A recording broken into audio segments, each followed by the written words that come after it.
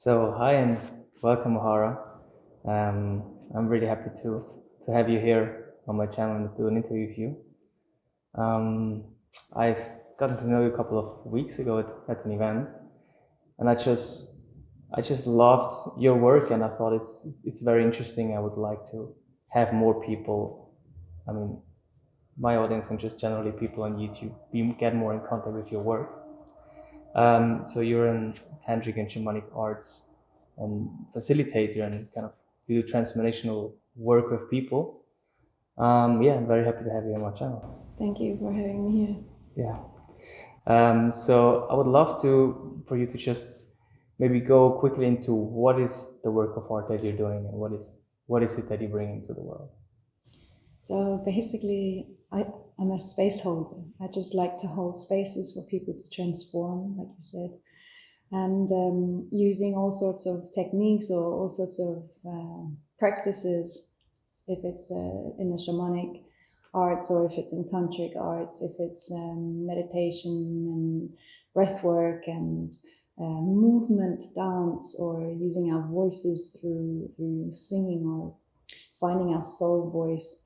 So all kinds of it's a huge line or list of different techniques or practices that I like to integrate into a session.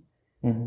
And I like to work, for example, only with women, or then I do groups with mixed, or then private sessions as well. So yeah, it varies. I really don't care for whom. It's just for anyone who's open, wanting to learn something new and wanting to expand, wanting to become a better version of themselves. Yeah, wanting to have fun as well. You know, in this, because it's actually therapeutic. Yeah, the work is very therapeutic, but it's in a fun way, and I think that's what makes it nice, because a lot of times when people have these heavy emotions or feel depressed or have all sorts of things going on in their lives, they feel like, oh no, I've got to take therapy, and it's always like this fear of therapy, you know, something's not right with me or whatever. Yeah. So it's like this I don't want to do therapy, but it's actually so much fun, you know. And you meet amazing people, and you realize you're not the only one struggling with whatever it is that you're struggling with, and so it gives you much more hope and motivation or inspiration to want to change, and want to become the best version of yourself. So would you say it's kind of like in a way, more fun way to explore yourself, to transform, to grow, and to let go of things that are holding you back, or are feeling heavy inside of you? Yeah, it's just people always think it, because we do heavy work. Like I'm very known for transforming very heavy issues. So people that come to me, they know it's not going to be easy. It's going to be in the end light and fun and transforming, but you gotta do the work, you know. So we're gonna go deep, and we're gonna go in there together, but it's not a piece of cake, you know. So you need to have a bit of courage, but then when you do and you move towards it, you realize the benefits that come back are so tremendously beneficial for you, that you find yourself being more and more courageous, you know, wanting to open up more, wanting to look a little deeper, wanting to feel a little more, wanting to question a little more, you know, and just become more aware of your actions, of your thoughts, of your doings, and why are we doing what we're doing. And can you quickly say about what is it why are you so fascinated by this work? Probably because I did a lot of years working on myself. Like, this is how I actually fell into it. And I didn't think one day, I want to become a space holder. It literally, I was on journey of discovering who am I and what is love. Actually, that was my biggest question and still is, what is love? And that's how I then ended up in the tantric path, and then came again back to the shamanic path. And so I just like to bring them together. And it really was just such a tremendous transformation for myself. From where I came to where I am today was like massive. So the things that I had to put away and put down, and some of the things that I'm still working on, that you just struggle getting rid of. Of course. But it's also okay, it's also coming to that point where you realize, okay, I might still have these issues or these triggers that are holding me back, and you're aware of them. That's already a good step, is being aware of them. Because then if you're aware of them, you can do two things. You can either work with it and try to transform it, or if you realize that it's so hard for you, then you go to another trigger that is doable, and you wait with that trigger, and then you always come back to that bigger trigger, and then one day you're going to be ready to solve it, but it'll just take a little bit longer time, and that's okay. Like, I don't think it's our goal to be perfect. I really think it's our goal to just understand who we are. So when I do know where my triggers are, or why especially why I have them, then I can also understand where I might have to walk around something instead of walking always into a wall. Yeah. So it's like, okay, well, I don't have to go this way. I can go this way. I can go this way. I can go this way. I can go that way. But I don't have to go this way. There are other ways to get around, or to make your life work for you in a way that feels less struggling. And also kind of like taking the right amount of, challenge in terms of transformation, like not taking too much because that would overwhelm you. Yes. But also not taking too little, because then you wouldn't see any change. Yes, exactly. I always like to share with my students, go to your edge, like walk to your edge. Where's my edge? Where you like feel like, oh, it's really uncomfortable here. Like you look down, it's like, oh, it's pretty scary. But you're not going to jump. You're just being that close to the edge where you can still stay the observer of your mind, of witnessing what is happening in my body, what is happening in my mind, why am I afraid, where is this coming from, staying the witness. But if you go too far, you're just lost in the explosion, and you're not learning anything. So then just know that trigger is not for you right now. But stay with it, like be aware of it. It's there. It's not going to just disappear. It's always going to come back. So eventually it'll be nice to, get through it, or then find ways around it. And especially if you're talking about trauma or like deep things, maybe if you're just going too far on the trauma, you can just completely block, either freeze or go completely crazy or whatever. Yes. And taking this right amount of, this just right amount of challenge and going into it, but not too much. Can be very important. Right? Yes, very important. I believe so, very important. And that's also something I always remind my students, to just find their edge and also be okay with it when to say no. Like, okay, this exercise is overwhelming me too much. I'm just going to watch, or I'm just going to step out for this practice. And I keep reminding them, hey, there's nothing that needs to be done. Everything is optional, and only go if there's a willingness you want to. If there's like, oh my gosh, I can't do this, I can't. Then just watch, relax and see what the other people do, hear how it transformed them, and then maybe next time it gives you courage to step into it as well. Take your time. And be proud of yourself for saying no. For honoring that boundary, for honoring your own edge. Exactly. And not pushing yourself into it because everyone else is doing it. I love what you're saying, especially because there's also, there's some tendency in some work where it's like, just go all in, just do everything, and it kind of like, it's like pushing themselves into some kind of area where they're just completely overloaded. And I've experienced it myself in some work where I was like, just push harder, And if you just push harder, you can actually create more trauma. Right? Yes, especially in the tantric field. Yeah, so much more trauma. Especially, exactly. Like all these, like respecting your boundaries, respecting what is right for you right now, what isn't right for you, where can you go, where can you not go, and just honoring that and going being really specific and exact about that, right? I'd really like to say something there, especially for people wanting to explore more the tantric field, just because I've witnessed a lot of unhealthy spaces where it's just very manipulative. So a good way to find out if it's for you or not, or like just keep asking yourself, why am I doing what I'm doing? Like whatever practice they put you in, just ask yourself quickly, okay, why exactly am I doing this? Like, and then ask yourself, is this going to benefit me? Like, because sometimes they manage to get you doing something, and because everyone else does it, you're like, well, it's not really that big of an issue. Yeah, why not? Let's just do it. And then afterwards, they come to me and they're like, oh, I feel like so icky, and I feel like this energy, something's wrong, and so it really does then traumatize you. And you just don't know exactly what it is, and then you're like, yeah, but the teacher didn't do anything wrong, but you were just not unaware, or things went too quick, or and then after you're stuck with like this really uncomfortable feeling of not knowing what to do with all of this, and then you just close off completely to doing more of that kind of work, which is sad because the work is really beautiful. But especially in tantric work, I find it very important that you really listen to yourself and take your time, and maybe go with someone you trust, go with it.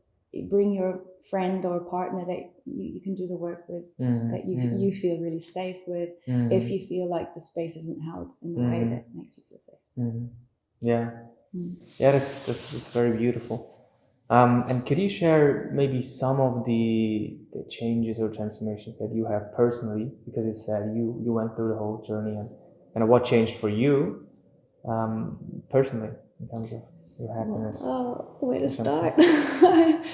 Well, first of all, I accept myself. I'm not trying to run.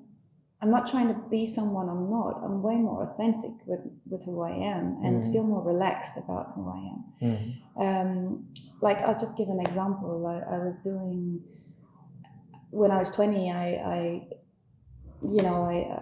I was in this whole Miss Switzerland thing, and was very uncomfortable with the fact that I was told how much makeup I have to wear, and I was sponsored from top to toe, and I was only allowed to wear these things. I was only allowed to make photos in front of those cars, and everything was kind of like structured in rules, so many rules.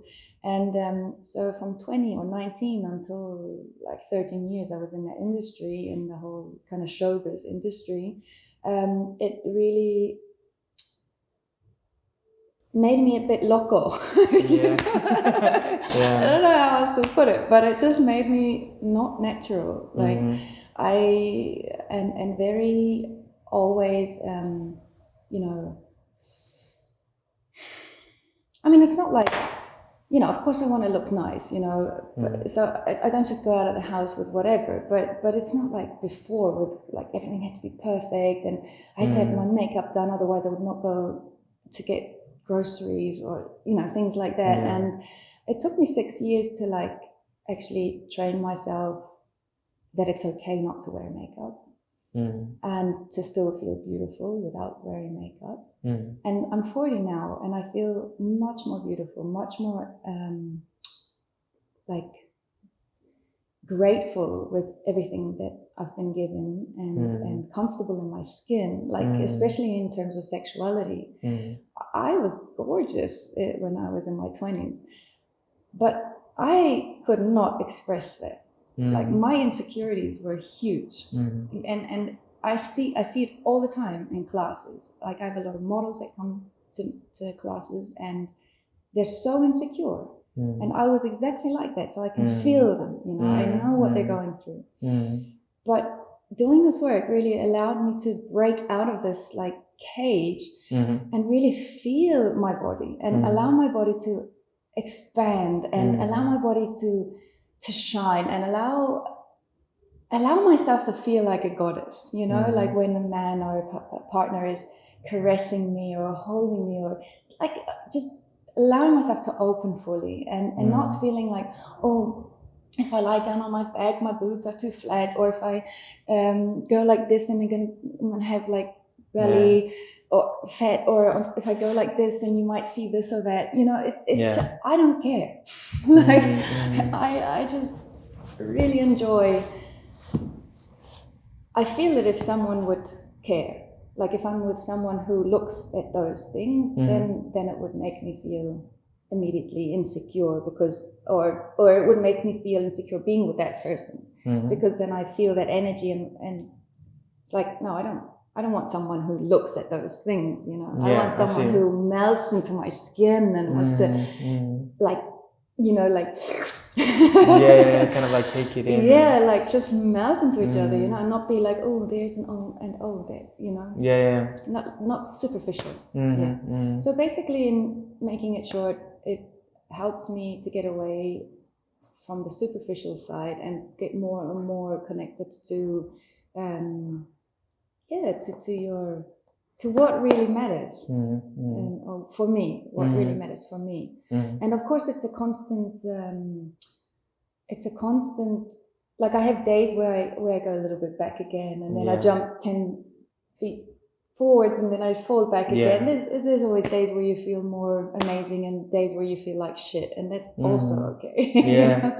It is all part of life, isn't it? Yeah, exactly. So I've also become much more like confident or courageous. I've so much courage doing, like, especially shadow work and going into my fears and learning from them, and and then, but even there's some things that are also for me, like, whew, that's heavy, like that I'll go every now and then into it because it's just too overwhelming. I feel way more open-minded. Like before, I used to see things like black or white. Now there's so much gray. It's just an endless sea of gray, and I'm way more fluid. You know, like for example, this whole pandemic. Throughout this whole pandemic, there's been so many challenges that came, and I've always managed to make it work somehow, just to keep on being able to do the work and keep on being able to be in service. So you're more fluid and more flexible. You're not clinging on to things too much. Would you say you also developed more of a relationship to your insecurities, or the part of you that you're not so comfortable with? Yeah, I find it fascinating. Like I'm really at a point where I find it, there's so much curiosity for me. When I get triggered, I'm like, at first you're like, oh, what? And then this shame comes in, like, oh, but Mahara, you should be able to conquer this. You know, you should. And then this, like, you know, shame of being looked at as if, what, you know, like you can't handle this, you know. But then I always have to tell myself, I can't handle this, but I can handle so many other things that maybe you can't handle. You know, just because this one little thing, like, so I keep having to tell myself, like, just don't listen to other people. Like, I know what my strengths are, I know where my weaknesses are, and it's fine, it's okay. For me, the most important thing is not being like this. You know, like being aware of it. Exactly. That's what I mean by developing a relationship. Because if you don't have a relationship to your insecurities, you automatically act them out. You're like, you don't even know about them, but you feel uncomfortable, you feel maybe fearful, you may feel shameful or whatever. And you act them out without knowing. But when you have a relationship, it's like you start to feel them. Oh, it's like, oh, now I'm feeling insecure. And now I'm feeling that I'm feeling insecure. And I have this relationship with, oh, that's interesting, I'm feeling insecure. What's happening right now? And I kind of start to relax, or because I have this relationship, I'm not a victim of what's going on. I'm in the process of learning how to deal with what's happening. Right. And also what helps me is speaking it out. Like, you know, especially normally we get triggered because of someone doing something, or and so then sometimes I get caught up in it, and then I just have to take myself out of it, and then I look at the situation, like, okay, hold on, what just happened there? Like, what was that all about? And then it can be that I'm like really diving a whole week into that one topic, like and taking my time to really suss things out and going into meditation or doing other therapy work to figure it out. And then when I figure it out, it's like, wow, and then I go back into it. So there's this curiosity of wanting to understand, where is this coming from, or basically understanding more who am I, or who am I not. And I think it's really one of the most exciting journeys there are. We don't have to go and travel the world. It really, going on the journey of self-discovery for me, traveling that inner landscape, is seriously one of the most thrilling, exciting, nerve-wracking, crazy roller coaster ride there is. It's so scary and so amazing at the same time. I have the same feeling. It's like once you start to discover all this inner landscape that is already there and all the things that are coming up, you're like, wow, that is so fascinating. I didn't even think that's possible that I would get triggered by that, or that this happens. And I was like, wow, is this crazy? At the same time, it's a whole new world of experience, right? And one thing you were saying as well, I think, would you also say that you're developing more of an ability to relax into those things that are coming up? I mean, relaxation is in general like the key with everything. Like, like before we started this interview, I asked you if we could eye gaze. I was so stressed. I had a really busy day and had to finish off my class for tonight, and then just taking that time to like come connect, and come arrive into what's coming next. It's really important. In general, just the relaxation in everything, everything we do, inviting more relaxation before making love. Like, not thinking, sometimes you're in a relationship and you come home and you might be super horny, and your partner might have just had a really busy day. Instead of like jumping at them, maybe just checking in with them where they are. Like gently stroke them over the face, or cuddle them, or breathe together, or eye gaze, or like just arrive before going into love making can be very supportive for both, because otherwise often there's in this lockdown, I'm not there, I don't want that, no, and then it just shuts off, rather than taking the time and lying down together, cuddling and breathing with each other, maybe making a sound together, and then your whole nervous system will completely calm down within seconds or minutes, and you can both fully relax. And then from that space of deep relaxation, you guys can then slowly melt into whatever is the body is ready to melt into, and then you'll be surprised in how much of aliveness all of a sudden comes out, before you know it, the tiger's out. And that's also very beautiful always to observe. Or when we do like sounding, when we do jam sessions, it's just not thinking, what am I going to sing, what's going to come out, just trusting and closing the eyes, focusing on the breath, calming yourself down, and then just doing, and just trusting that whatever's going to come out is going to be fine, and magic happens in the room. And also it's kind of similar to relaxation, and also to developing a relationship. It's like, that's what a coach that I'm following a lot, he's talking a lot about feeling, and actually getting in contact with, like, feeling what is actually happening inside of me, what is actually happening with me. Because we have such a tendency in this quick world to say like, oh, here's an input, like there's this message, there's this thing, I have to do this, I have to do that, I come home, I have to do this, I have to do that. We're disconnected with feeling ourselves and what is actually happening in me, what do I need in that very moment. And we have this tendency, like, I go home, I see that, or maybe I'm a little horny in that moment, I need to do that, or maybe I'm a little hungry, I need to eat, or maybe I'm a little I don't know, I'm a little tired, I need to go do this or that or whatever. And we have those immediate reactions. But by learning to connect to feeling really like what is really happening, and feeling to like into the pace of what's going on inside of ourselves, we can then start to relax and actually be more of this authentic version of ourselves. Would you agree with that? Yeah, I mean, definitely. I think if we could do one thing in the day, then it would definitely be just lying on the floor in a shavasana, like spreading out wide, and just being with your breath and just breathing deeply and allowing the whole body to melt and sink and melt and sink, being in this deep relaxation. And then from that space, automatically you'll know what to do. If you're hungry or not, what your stomach wants. You can also ask your stomach, okay, what do you feel like? Do you want something light? Do you need something heavy? What is it that you need?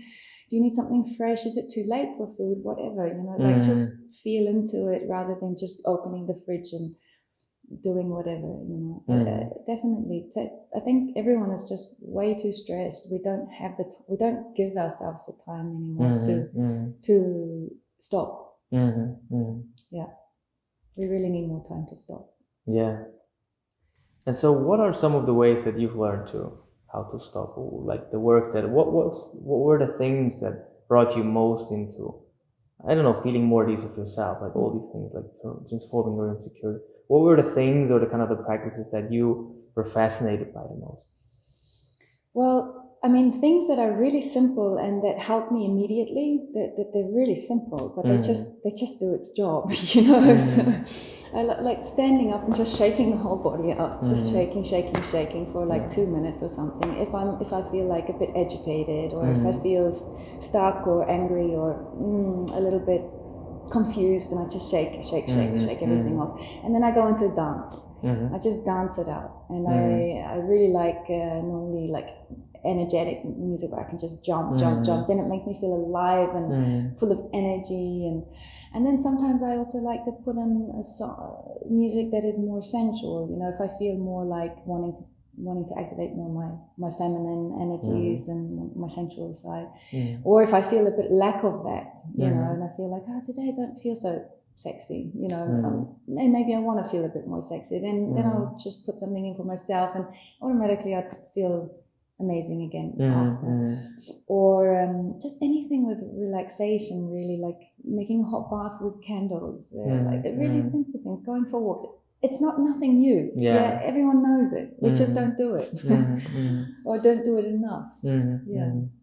But I love. There's a tridosha. It's a balancing. It's a set sequence of asanas. It's the only yoga that I really, really, really enjoy doing. Yin yoga sometimes too. Anything meditative, because my life is very busy. Like I work way too much. I'm definitely a workaholic, which I'm not proud of, by the way. But it's just something. Yeah, I just love doing what I do, and I would love to give off a lot of things. I just don't have the finances to do that yet. So I do a lot of work exchanges with people who want to maybe come to classes and can't afford it. That helps out a lot, taking off a bit of the load, bit of the work. What other practices? I like to repeat a mantra, or just jam. For me, jamming is wow. Like if I have someone who plays an instrument, doesn't matter what instrument, if they play the instrument and I can just dive into the unknown and let myself be fully free and sing whatever comes out, then I'm immediately transformed. I love it so much. Same with dancing, just not thinking of what's going to come out, just doing it. I love eye gazing. I could spend half an hour just eye gazing. Yeah, it calms me completely, brings me into other realms. Breathing, breathwork is wow. Breathwork's amazing. Yeah, so there's so many tools, and the trick is really just having your toolkit ready and just knowing that it's kind of like, you become like a nurse for yourself, so you're the patient and the nurse at the same time. So you're just witnessing every day, okay, where am I today? How am I feeling? How's my body? Oh, it's a bit more stiff. Okay, well, let's do some more asanas. Because obviously the body's stiff. Or on another day, you might feel a little bit short of breath, or you might feel a bit stressed out. So you do some breath work, or it's a meditation, or you go out in nature, connect with nature. Which is also kind of like similar to getting in contact with that inner feeling of what is actually needed right now, right? Kind of like, what is needed? Do I need to go for a walk? Like, what do I feel like? Do I feel like dancing? Maybe do I feel like energetic music? Do I feel like slow music? Do I feel like this and that? And it's like, by connecting to this inner knowing of that's right for me in this moment, only just this act of doing that is already kind of connecting with what is best for me, right? And so I got to know you in this breathwork session that I did. Can you talk a little bit about what breathwork is and what are the benefits of it and how you use it? Well, I recommend Googling what the benefits are, because they're a huge list. They're really, it's phenomenal what you can do with breathwork. I really recommend taking the time and Googling it, because it's astonishing what breathwork on the health level, how it can help you. On the emotional level, it really calms you down. But at the same time, it gives you energy. A sentence that a lot of students say when they leave is like, "Wow, I feel so grounded. I feel like floating, and at the same time, I feel like so much energy." So it's this calmness that you have, but at the same time, you could rip out, you could climb mountains. Yeah. So it's really nice having both of them together, and it gives you a lot of clarity. So when you're feeling a bit, you're not sure this way or that way, it will really give you clarity and more trust. Gives you more trust because you connect to your source, because it allows you to connect to spirit. And in that connection of spirit, you're connected to all. So you feel so much love, and you feel so much is already there. You don't need anything else. It's like it helps you go deeper into meditation. For me, it's just sitting and closing my eyes. Going into meditation is way harder than doing a breath work first, and then automatically I go into the deepest spaces of meditation. And so I actually do the breath work because I want to go into those deep spaces of bliss, of shutting up my busy mind, just for once. Because it's like a racehorse. Yeah. It's just going like crazy. And so going into breath work just really allows me to calm myself down, and just this real clarity is amazing. And asking yourself also questions before going in. If there's something that you're unsure about, you can ask a question, and then often through the breath work it will come out. It will come up. Or you just go in with no expectations at all, is best anyways, and then allowing whatever needs to come up to be seen to come up. And sometimes it's when you're lucky, you get to really burst open or burst into tears. I say lucky because it's such a beautiful cleansing from the inside. It feels so humbling and nourishing when you are able to have a good cry, and sometimes where it's coming from, and sometimes you have no idea why you're crying, but it just feels amazing, so you just go with it.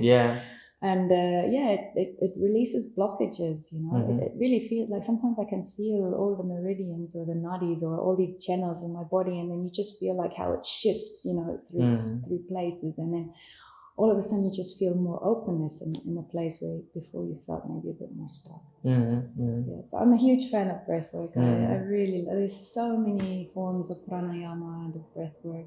It's endless breath work techniques, and all of them are great. There's each one for its own benefit. One is good for maybe if you want to lose weight. One is good for, or in general to have a better digestion. One is good for just, all of them are good for clarity and stilling the mind. But one gives you super energy. One calms you down. One cools you off. One heats you up. Like this, amazing benefits. And what I found so fascinating about it is that before I knew about breathwork, I was doing a lot of meditation and a lot of things that are, having a certain kind of influence on your consciousness. And then when I did the breathwork session with you, or when I did some breathwork session before, I found it so fascinating to see that only by specific way of breathing, you actually can alter or change the state of your consciousness and how you're feeling, how you're experiencing.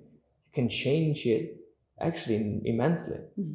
And it's so fascinating to see that there are certain techniques or certain things you can do when you feel like, okay, now I'm actually lost. I feel this or I feel that, and I can't let it go. And like you would tend to like, maybe I can drink a beer, maybe I can do this, or maybe I can whatever, take some drug or whatever to try to change your consciousness. But actually, just breathing in a certain way for some time can actually help way more than a beer or whatever you want to take. Especially long term. Especially long term and even short term. Like I realized that sometimes I was feeling really heavy and so on, and then I did the breath work and I just felt so much lighter. And it's so fascinating to see that. And so I'm not sure if maybe we can do a little bit of that work or some other kind of specific, maybe demonstration for people to start to experience what is possible.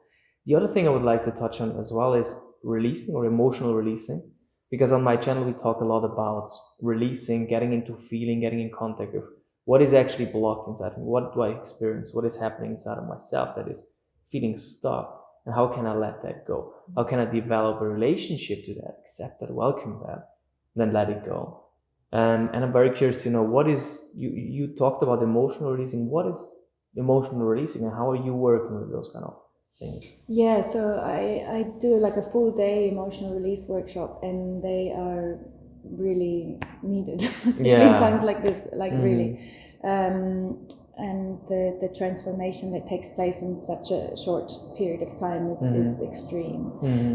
I had one older lady, she was afraid to like speak about her problems. She just kept it all for herself over all these years, and on that day she allowed herself to break and to let it all out. And she said to me that was the first time that she actually felt like it's gonna get better. The first time she felt hope, that something is going to move forward. We work with different tools, different simple practices. I can demonstrate one later on. And it's just a quick way of letting out this fire. So when we get triggered, or when we feel angry, especially with anger or with a deep loss of pain, where you feel like, oh, why does this have to happen to me? Like, why again? When is it finally going to stop? So any heavy emotion, that emotion, especially of anger, wants to go out. The natural movement of anger goes out. And if we don't let it out, then we change the direction and it comes in. If we change the direction by suppressing it, it stays in or comes in, and through that you're going to automatically have a disease or a mental issue, or something is going to happen if the more you push it down or in. So learning how to get it out as quick as possible when it comes on, when you feel it coming. Learning how to get it out as quick as possible, but not onto someone. We don't want to just scream at someone. But go into a room or a place where you're by yourself and releasing that anger, letting it out. I think the reason why we push it in or don't let it out, don't allow ourselves to let it out, is because we're just conditioned that behave yourself. Already as little kids, stop being like that, stop doing your tantrum, come on, behave yourself, like as if it's something wrong. So it starts there. It's something wrong in our brains, and so we suppress it. Or don't cry, boys don't cry, stuff like that. It conditions you from little. Or like you never see a guy just on the street cry, because it's unmanly, and all these things that are taught to us that are absolutely bullshit. Yeah. It's an emotion, full stop. It's an emotion, and it has just as much value and just as much space and allowance to have space, like happiness, joy, and all these other great things that we like. It's just we don't like it.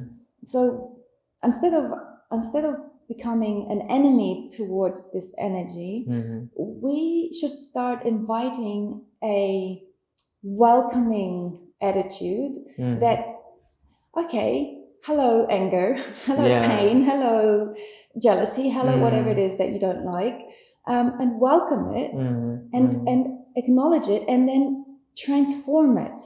Use that energy, transform that energy, because that energy is there to tell you something. It's just a guideline. It's simply just a pole that is saying to you, go north, go south, go west, go east, or don't do this, stop doing that. You're traumatizing yourself, like watch out, or so it's telling you something, and often it's telling you something completely different to what the situation in that moment is. So if you're jealous, it's actually nothing to do with that. It's probably something completely different. So it's really about inviting this curiosity and finding out, okay, jealousy, what is it that you want to show me? Like, what is it that I need to see? What's beneath that jealousy? What's beneath the anger? And how can I deal with this? With this tremendous, crazy energy that is overwhelming me, because we haven't been taught how to deal with it. It's never been taught to us, which I find very sad. I think the whole school system should be completely taught different in terms of more useful things that would actually help us. For example, how do we deal with anger? How do we deal with pain and sadness? How do we come into stillness? How do we trust and find trust in ourselves and the world? And all these things. How do we connect to our intuition? Because then life would be so much fun. But instead, we're making it really difficult for ourselves. And would you say it's kind of like a process of letting this, because it's like an energy that's coming up, right? Anger, be it sadness, be it jealousy. It's kind of like this energy coming up, right? And what we've learned in this society is like, when there's something like that coming up, don't show it, put it back, because you shouldn't express any of that. So keep it down there, right? And so what does the energy do? It stays stuck, right? And so would you say it's about kind of acknowledging this flow of energy and letting it actually flow? Yes, of course. Yes, absolutely. It's just a moment of time. The quicker you can deal with that situation and let it flow, as you say, it could be gone. It could just be solved, and maybe you need to go through it again and again, but then it's about looking deeper. Okay, what is it telling me? What is it wanting to tell me? And sometimes it just goes. If you look at a kid, for example, if a kid has a tantrum, instead of telling the kid, stop it, stop behaving like this, just tell the kid to go in the room and say, okay, here you go, do your tantrum. Let it out, and whenever you're done, come back out. But not in an angry way, in a way that you're telling him it's totally fine to do it. Because what happens when kids have a tantrum is they might be crying in their room for half an hour. When they come out, everything's gone. It's fine. Then it's butterfly, and let's go and play. And if the quicker we actually learn that, how to do that, then you can really move on. But because we haven't been taught that way, it's always like suppressing. We have this huge baggage with all this shit inside that we're carrying with us all the time, instead of just like letting it out every time it comes up, and just getting it out of our system, because it's not serving us. And kind of like cherishing that actually there's something coming up. Wow, let's let it come up, let's let it flow out, because then I feel lighter. It's like that it's already there, I might as well just let it out, right? And because that's what I haven't realized that that's actually the natural way, because what we tend to learn is the opposite, and then we think that's normal. But actually what happens is like it's not normal at all. But when we start to learn to have this flow happen, then you might be sad and you feel like, okay, why am I sad now? But then if you just let it out, then you feel like you don't have the resentment, right? Like the child doesn't come out after crying for half an hour and have this resentment, like, oh, why did I try? This was so bad, or whatever. You're like, they're feeling good again, right? What we do is like, we're angry or we're sad, and then we don't process it, and then we have this resentment forever. It's like, this person did that, and fuck this person, and whatever. It's like, you have this resentment forever, and you keep it with you. Like 50 years later, you're like, still this person, you know, like you did whatever. But if you just let it out, it's gone, right? You feel lighter. Like the baggage that we carry is less and less and less, right? And then you find the courage to actually confront the person that maybe triggers you, and you learn how to consciously communicate with each other. And you'll be so surprised about where the misunderstanding all came from. You know, there's going to be so many misunderstandings, and in the end, you just laugh about it. Exactly, It's really fascinating how many stories we create in our mind that are actually not true. That's what I love as well about this like conscious connection and communicating, connected with this releasing and kind of like understanding this energy flow, emotional flow. Because once you start to realize that all of that is just part of the game, that there's energy coming up, there's triggers coming up, and so on. And then in the relationship with someone, it's the same thing. It's like we're relating with each other, and there's energy flows coming up that if we're going to suppress them, we have resentment, we're going to break up at some point because we just all like we hate each other because we never really let it. But then as well, like when you are someone, you can relate with them more consciously. You can resolve all those things, right? You can connect more deeply, and both of each other's packages, you're going to have less and less and less and feel lighter. Yeah, and the more vulnerable you allow yourself to be seen by others, the more compassion comes up, the more love is in the space, rather than judgment and you know, trying to cover up your like, really be honest about also making a mistake. You know, it's okay to make mistakes, but just stand up for it and apologize. You know, it's okay to make a mistake. But stand up for it, and eventually, depending on what the mistake was, well, learn from the consequences. You know, and then try not to do it again. And it's kind of like coming back to what you said in the beginning. It's like you're a space holder, right? And when you are in a relationship with someone, there's two people and there's a space, right? And if you hold that space, that can be a transformational space. And if you don't hold the space, it's gonna be, you know, fight all the time, right? And that space can be very transformative, only just by acknowledging there's a space that we are in relationship, we are interrelating, and we can use that to get freer and happier and more conscious. Absolutely. Beautiful, very beautiful. Yeah. So I would love to get a little bit into those practices that you that you teach in your workshops. And I mean, there's so much we could talk about, but probably you can say what you would like to share most with us. What were things that you think you could kind of show people to start getting into? Well, there's so many things I could show, but I think with what is happening in the world today, I feel a lot of pent-up emotions, a lot of heaviness, a lot of stuck energy, a lot of frustration going on. So I would really like to show just, you know, how can you quickly let it out? And again, a lot of the stuff we do is simple. It's nothing like, it's not science. It's just about doing it. Yeah, of course. You've just got to do it. I can't do it for them, you know, or for you. So. For the practices, please check out How to Release Anger, Emotional Release by Tantra teacher Mahara McKay. You will find the link in the video description of this video and also as an info card in the upper right corner of this video.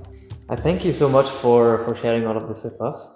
If people want to get in contact with you or want to maybe do a workshop with you, learn from you, what is the best way to get to learn about you? So the best way is via Instagram.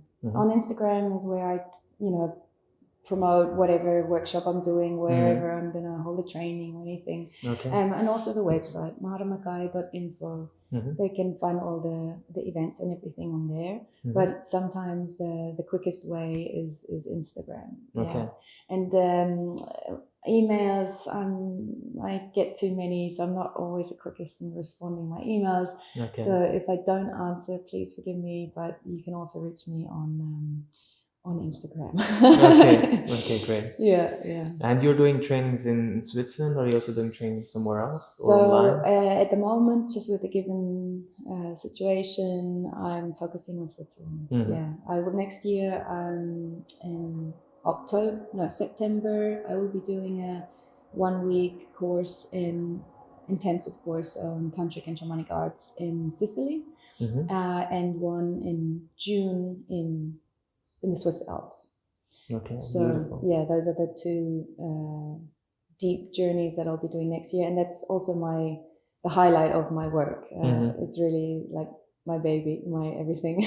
Okay. And it's what people love the most. It really is tremendously transforming and just wow, it's Beautiful. amazing. Okay. Yeah, how people really shift and I will probably, because I've been getting a lot of requests, I'm probably going to be doing from next year on teacher trainings as well. Okay. Yeah. Beautiful. So people are going to be informed on Instagram? Yeah, on Instagram and the website. Yeah. Okay, so check it out on Instagram. I will link also all the links of her website and of Instagram in the description of the video. And thank you so much, Mahara McKay, for this interview. Thank you so much. And if you like this video, please give it a like and turn on notifications so you will be notified if new videos are going to come out. And comment what were your thoughts? What did you experience when you did the practices? Let me know in the comments. And until next time, goodbye, everyone.